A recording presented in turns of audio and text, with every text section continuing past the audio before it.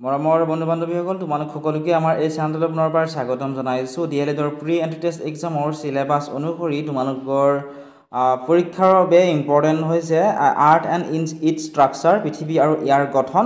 গতিকে ইয়াৰ ৰিলেটেড কিছু কথা আমি আজিৰ এই ভিডিঅ'ত আমি আলোচনা কৰিম। তোমালোকে ভিডিঅ'টি শেষলৈকে চাই থাকিবা। বা কেৱল তোমালোকে MCQবোৰ চাই গ'লে নহ'ব, পাঠবিলাক তোমালোকে ধুনীয়াকৈ পঢ়িব লাগিব। অসম জাতীয় বিদ্যালয়ৰ কিতাপসমূহ পঢ়িব লাগিব, NCERT সেৱাৰ কিতাপসমূহ তোমালোকে পঢ়িব লাগিব। আৰু তাৰ পৰাই আমাৰ পেইড গ্ৰুপতো নোটছসমূহ তাৰ পৰাই দিয়া হয়, গতিকে তাৰ পৰা তোমালোকৰ কমন আহিবই। এতিয়া আমি সকলোৱে জানো যে পৃথিৱীখন কেনেকুৱা, পৃথিৱীখন হৈছে ঘূৰণীয়া। কিন্তু আমি এইখিনি পঢ়ি চাওঁ আহাচোন, পৃথিৱীৰ আকৃতিটো কেনেকুৱা আমি অলপমান আভাস পাম যে গোলক হ'ল বৃহৎ পৃথিৱীখনৰ সূক্ষ্ম আৰ্হি বা নমুনা। গোলকটোক বৃহৎ পৃথিৱীখনৰ সূক্ষ্ম আৰ্হি বা নমুনা বুলি এইকাৰণে কোৱা হয় কাৰণ গোলকটোৰ সহায়ত পৃথিৱীখনৰ ক'ত কি আছে ধুনীয়াকৈ আমি জানিবলৈ পাৰোঁ। এতিয়া চোৱা, গোলকটো আকৃতি কেনেকুৱা, ঘূৰণীয়া হয়, হয়নে? এই ঘূৰণীয়া গোলকত পৃথিৱীৰ আচল উপবৃত্তাকাৰ আকৃতিটো দেখুৱাবলৈ অসুবিধা, সেয়েহে আমাৰ সুবিধাৰ বাবে গোলকত পৃথিৱীখনক ঘূৰণীয়া কৰি দেখুওৱা হয়। এতিয়া তোমালোকে সকলোৱে নিশ্চয় শুনিছা যে আৰ্থ ইজ ৰাউণ্ড, যে পৃথিৱীখন কেনেকুৱা, ঘূৰণীয়া। কিন্তু পৃথিৱীখন আচলতে ঘূৰণীয়া নহয়, পৃথিৱীখন আচলতে হৈছে উপবৃত্তাকাৰ। ঠিক আছে, তোমালোকে মনত ৰাখিবা, আচলতে পৃথিৱীখন ঘূৰণীয়া নহয়, পৃথিৱীখন হৈছে উপবৃত্তাকাৰ। কেৱল গোলকত যাতে আমাৰ সুবিধা হয় সেইকাৰণে তাত কি কৰা হৈছিলে, গোলকত পৃথিৱীখনক ঘূৰণীয়া কৰি দেখুওৱা হৈছিলে। গতিকে মনত ৰাখিবা, পৃথিৱীখন আচলতে কি উপবৃত্তাকাৰ, ঘূৰণীয়া নহয়। নেক্সট চোৱা, তলত এটা গোলক দিয়া আছে, এই গোলকটোলৈ তোমালোকক মন কৰিব দিছে। ঠিক আছে, এইটো গোলক তোমালোকে চোৱা, এই গোলকটো ঠিক আছে, এই গোলকটো তোমালোকে ভালদৰে চোৱা। ওপৰৰ পৰা তললৈ হেলনীয়া শলা এডাল দেখিছানে? এইডালৰ কথা কৈছে, এই হেলনীয়া এইডালৰ কথা কৈছে, ওপৰৰ পৰা তললৈ যে আছে। গোলকত থকা শলাডালৰ দৰে পৃথিৱীৰ দুয়ো মেৰু সংযোগ কৰি এডাল ৰেখা কল্পনা কৰা হৈছে। পৃথিৱীৰ কেন্দ্ৰৰে পাৰ হৈ যোৱা এই ৰেখাডালকে পৃথিৱীৰ মেৰুদণ্ড বুলি কোৱা হয়। তো এই গোলকটোত যেনেকৈ চোৱাচোন, এডাল কি কৰা হৈছে, হেলনীয়া শলা তোমালোকে দেখিবলৈ পাইছা, হয়নে? গোলকত থকা এই শলাডালৰ দৰে এই গোলকটো যদি পৃথিৱী বুলি ধৰোঁ, এই পৃথিৱীৰ দুয়ো মেৰু সংযোগী এডাল ৰেখা কি কৰি লোৱা হৈছে, কল্পনা কৰি লোৱা হৈছে। আৰু পৃথিৱীৰ কেন্দ্ৰৰ মাজেৰে পাৰ হৈ যোৱা এই যিডাল ৰেখা আছে, এই ৰেখাডালকে পৃথিৱীৰ মেৰুদণ্ড বুলি কোৱা হয়। আৰু এই যিডাল মেৰুদণ্ড আছে, এইডাল মেৰুদণ্ডৰ কথা কোৱা হৈছে, এই যিডাল মেৰুদণ্ড আছে, এই মেৰুদণ্ডৰ ওপৰৰ পিনে থকা শীৰ্ষ বিন্দুটো, অৰ্থাৎ এই বিন্দুটো কি বুলি কোৱা হয়, উত্তৰ মেৰু।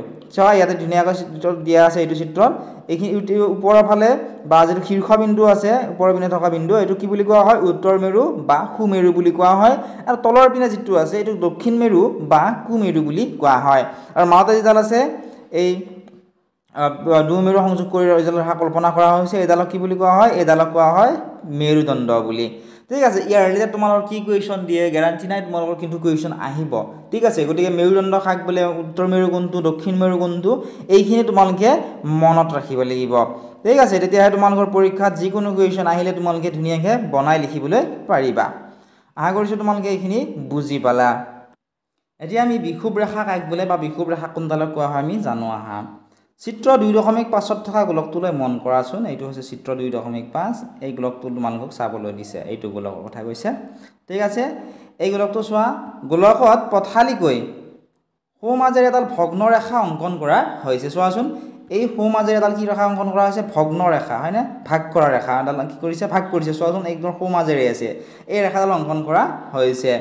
ঠিক একেদৰে ইয়াত ভাগ কৰাৰ নিচিনাকৈ বা ভগ্ন ৰেখাডালৰ নিচিনাকৈ একেদৰে আমাৰ পৃথিৱীৰ উপৰিভাগত সোঁ মাজেৰে, মানে একেবাৰে সোঁ মাজেৰে দুয়ো মেৰুৰ পৰা সমদূৰত পূবা পশ্চিমাকৈ এডাল ৰেখা কল্পনা কৰি লোৱা। আচলতে এনেকুৱা ৰেখা নাই, এডাল কি কৰা হৈছে, এইডালো মেৰুদণ্ডৰ নিচিনাকৈ কল্পনা কৰি লোৱা হৈছে। ইয়াক কি বুলি কোৱা হয়, বিষুৱ ৰেখা বুলি কোৱা হয়। বিষুৱ ৰেখা কোনডাল, এইডাল হৈছে বিষুৱ ৰেখা। ঠিক আছে, আশা কৰিছোঁ তোমালোকে বুজি পালা। এতিয়া নেক্সট চাওঁ আহাচোন, এই ৰেখাডালে পৃথিৱীখনক সমানে দুটা ভাগত ভাগ কৰিছে। সেইডাল ৰেখা আছে, এই ৰেখাডাললৈ মন কৰাচোন, ধৰি লোৱা এইটো পৃথিৱী, এইখন পৃথিৱী, হয়নে? এই ৰেখাডাল যিটো সোঁ মাজেৰে আছে, এই ৰেখাডাল কি কৰিছে, সমানে পৃথিৱীখনক দুটা ভাগত ভাগ কৰিছে।